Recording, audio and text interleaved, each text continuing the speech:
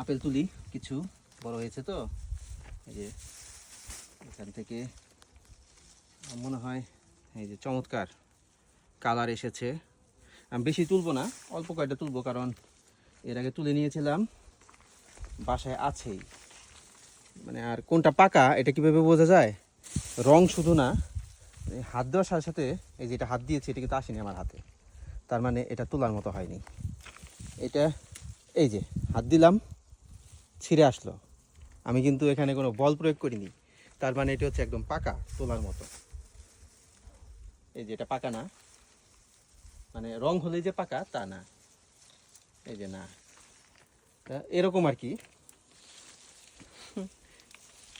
Apple তুলতে খুব ভালোই লাগছে আজকে। এটা পাকেনি না, দেখছেন আমাকে ফিরিয়ে দিচ্ছে প্রকৃতি এভাবে, এবং জোর করা যাবে না। এই যেটা হাত দিলাম উঠে এসেছে, তার মানে এটা পাকা। তো এই কয়টা আমি তুললাম আপেল আজকে, জার্মানিতে শখের কৃষি।